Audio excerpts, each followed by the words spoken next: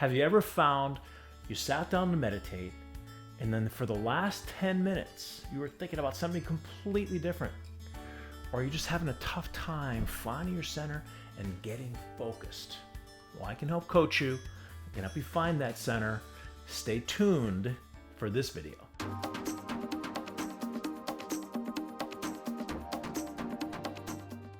Hi, my name is Jimmy Barkin. I've been meditating since 1980.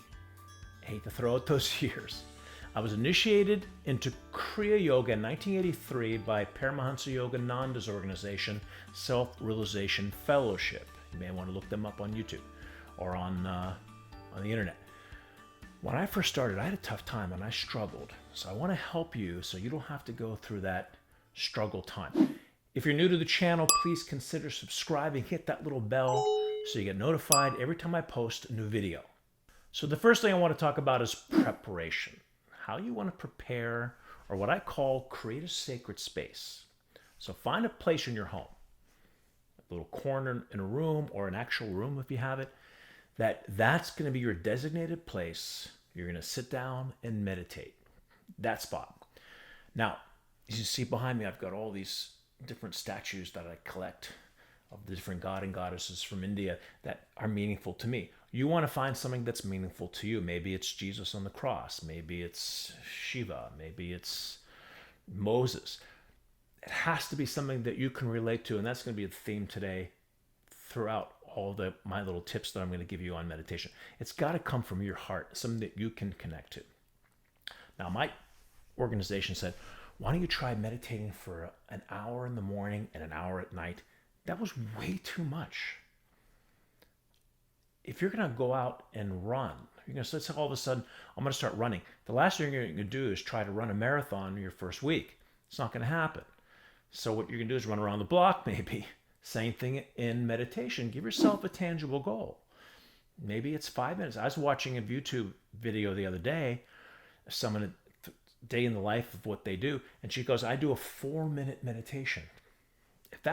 And that works for her. If that works for you, great. Maybe you want to build from that. Maybe you want to go 4 minutes for a couple weeks or a week or two, then 6 minutes, and let it build up. So you give yourself a tangible goal and something that you're going to be, you've reached that goal.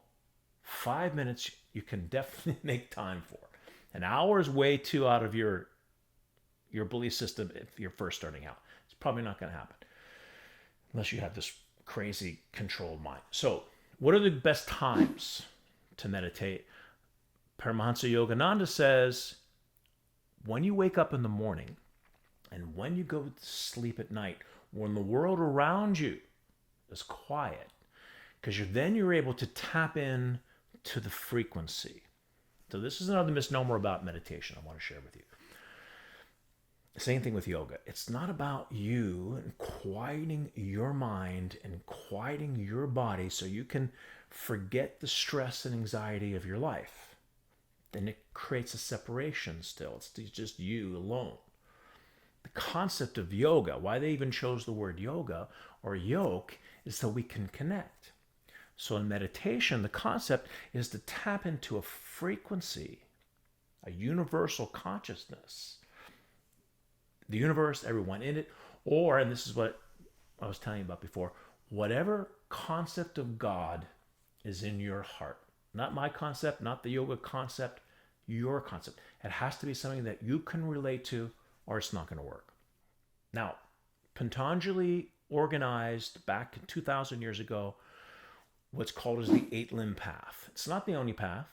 There's a Hatha Yoga path that's called the Sapta Sadhana, which is the 7th path. They don't call it limbs. They call it 7th path, Sapta 7. In the Sapta Sadhana, the 6th path is meditation. In Patanjali's 8-limb path, or Ashtanga Yoga, the 7th limb is meditation. The 6th is concentration, or in Sanskrit, dharana. Sanskrit for meditation, dhyana. So dharana, let's talk about the difference between the two. This is important. Concentration. Dharana is when you're focusing on one point. Let's say you're outside and you're going to look at the ocean and you're just going to watch the wave of the ocean. Watch the wave of the ocean. You have an external drishti, as we call in yoga. That's concentration. Or if you're looking at the flicker of a flame, watching that flicker, that's concentration. If you're setting an intention to find the perfect spouse, to find more wealth in your life, to find more peace of mind, to find the perfect house, you're concentrating, setting an intention. When, and this is according to Yogananda, and you're going to find there's so many different approaches and definitions. Yogananda says, when your focus is on the divine, when your focus is on whatever that means to you, by the way, and we talked about that before, when your focus is on God, then you're meditating. That's one definition. Here's another one by this guy Yogi Raj Siddhanath, who's also part of this lineage. He says that when you're focusing on the attributes of you, the guru, the attributes of God, let's say Jesus on the cross would be an attribute, Krishna with the flute, Shiva with the serpent, the snakes, those would be attributes. Then when you're focusing on those attributes, you're concentrating.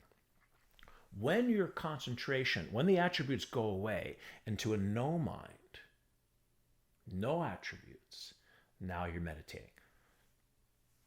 That's just some food for thought. I just don't want you to think that meditation is quieting your mind. It's also about plugging in to a universal consciousness, whatever that means to you, but we're creating the yoke or the immersion. Now here's the next tip. We found our preparation, our space, our designated space. Make it a sacred space. Light a couple candles. Light some incense. Nag Champa is a very non-invasive incense, by the way. It's a really nice, sweet smell. It's not. Some incenses can be so overwhelming. That's a cool one. Nag Champa. Getting some flowers and putting them around the circle. Finding an altar. Having a nice cushion to sit on. When you're making it ritualistic or ceremonial, it's going to lend to more of a successful meditation. You're to sit down on a couch or sit down on a chair. Okay, time to meditate. And then your ego's going to talk you out of it. You know what? Before I meditate, I got to clean my closet out. I completely forgot it's a mess. I got to empty the dishwasher. I got emails to respond to. Your ego is going to talk you out of it because your ego doesn't want the immersion. It feels like it's going to get lost if you have a connection with the universal energy. Deepak Chopra says it's like the raindrop that falls to the ocean panics for fear of losing itself. But when that raindrop falls into the ocean, not only does it maintain its individual consciousness, but it gains the power of the entire ocean. The immersion. So when you make it ritualistic, it's going to lend to a more successful experience in your meditation. We have our space, our sacred space. We have the time. By the way, let's go back to the time for a second. I was just reminded. If you're going to get up in the morning, first thing, and sit down and meditate, good chance you're going to fall back to sleep. That's why they created the yoga postures in the first place. That's the origin of the yoga postures, which will be another video. So that you wake up the body. So you may want to do some sun salutations. You may just want to do some exercises where you're moving your shoulders. I like to do head rolls before I start. We're going to back and forth to the side. This is some of the Yogananda teachers. You can tap on the head. It's easier when you're bald. Or then you can massage your head. And then the back of your head, the top of the spine, the base of the brain is that's known as the medulla oblongata. It's the very top of the spine. Take your two fingers and you're going to rub it in a circle, clockwise and counterclockwise. And what that does, it opens up the back of the sixth chakra, where, according to the ancient rishis, we receive the information from the universe. We receive the cosmic consciousness. And out of the front of that sixth chakra is the third eye, where we transmit. So we receive from the back, transmit from the front. So those are really good things to do before you meditate, just to wake everything up so you're not going to fall asleep. Let's talk about your posture. If you're sitting on the floor, make sure you're sitting in a position that you're not going to be that's not going to be uncomfortable. If your hips and your knees are going to bother you, that discomfort is going to take away and distract you from your focus. So I happen to have always had tight hips, even when on top of my yoga postural career. So I sit on a chair. If you're sitting on a chair, get your butt against the back of the chair so your spine is free. You want your spine to be free. You don't want to be sitting in the back. You don't want to be laying on the ground. If you lay on the ground, you're probably going to fall asleep also. But we want the spine to be free in our particular type of meditation, which we call spinal pranayama. So if you're sitting on the floor, if you can sit comfortably, great. Or you may want to sit on a meditation cushion. They got a lot of cushions you can sit on. Or if you're on a chair, get your butt up against the back of the chair so your spine is straight. Now, palms up, so you're in an open position. If you ever seen yogis do this, this is called chin mudra, C-I-N, where the individual prana and the universal prana come together. And then when you touch this way, it triggers a relaxation mechanism in your brain. So eyes are closed, and if you look into the third eye, that's the sixth chakra, just a gentle gaze into your third eye, that'll help to also relax. They've done studies where it actually shifts and quiets down the activity in the brain. So we're nice and tall. We found our sacred space, so do it with me, sitting up nice and tall. And we're going to imagine our spine as an open channel, hollow tube. Now, if you've ever taken yoga class with me, I do this at the very end of the class, but now in a meditation setting, it's going to be a lot more effective. You're going to visualize the breath starting at the base of the spine, and you're just going to inhale and visualize the breath rising up the spine. Comes to the third eye. On the exhale, feel the energy in the breath coming down the spine. Continue to look at the third eye the whole time. Inhale up. Exhale down. That simple. Now, another very important thing. Did you hear the sound of my breath? This is what we call the throat placement, or the ujjayi sound. You don't want to inhale like you're sniffing, because maybe you'll be able to inhale for 2-3 seconds if you're lucky, and you're just swallowing air. You want to inhale and feel the vibrational sound in the back of the throat.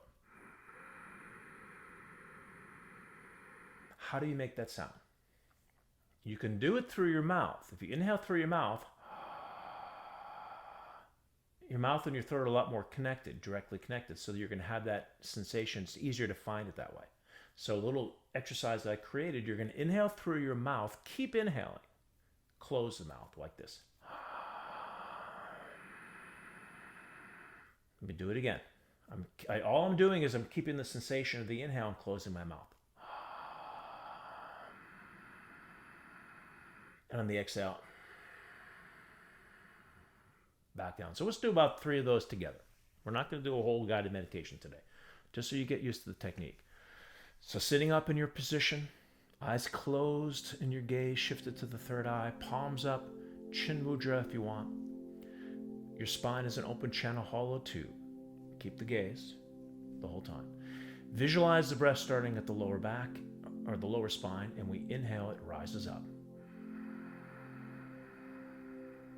Exhale down.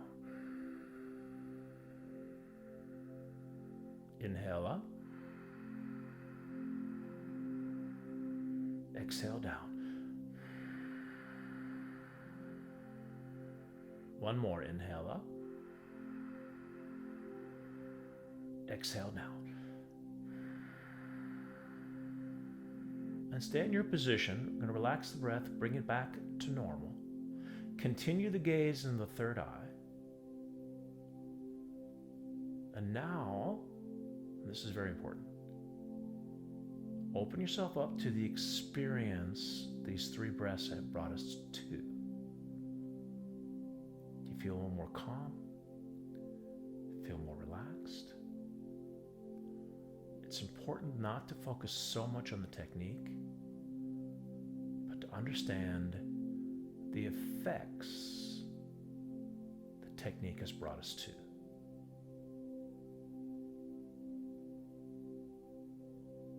And so it is. Okay. You can open your eyes now. So, and you can do a lot more than 3. You may want to start with 3. Inhale up, exhale down. Now, another way you can make that a little more complicated, a little more advanced, inhale up, and visualize the breath like a spiral rising up like a tornado. When it gets to the third eye, you can then hold it for the same amount of time you inhale. Let's say 5 seconds up, hold for 5 seconds. 5 seconds down. 5 seconds up. Hold. You may want to do a catch breath before you exhale. 5 seconds down. Slowing the breath, lengthening the breath, slows the heart rate, slows the mind's chatter. And as we slow down our thoughts, we slow down our heart rate, we slow down the systems of the body, we can then make that connection to the universe. We can then plug in to that universal consciousness. Remember, it's not just quieting your mind and your body and your soul, it's preparing your mind and your body and your soul for the immersion, for the true yoke, why they called yoga in the first place. Yoke, that connection to you and whatever God means to you in your heart. Yogananda's my favorite quote from Yogananda. Talk to God in the language of your own heart. And in meditation, we can find it. So, in summary, give yourself a tangible goal, 5 minutes every day for a week. Then go to 6 minutes and build from there. Find a sacred space. Make it ritualistic. You're not going to want to get up after you put down the flowers and the candles and the incense. Make it immediate, and it's going to lead to a successful meditation. So let me know if you found this helpful. Any questions, write them in the comments below. And just feel free to say hi. Don't forget to subscribe if you're new to the channel and hit that bell so you get notified every time I post a new video. And I'll see you next time. Bye, everyone.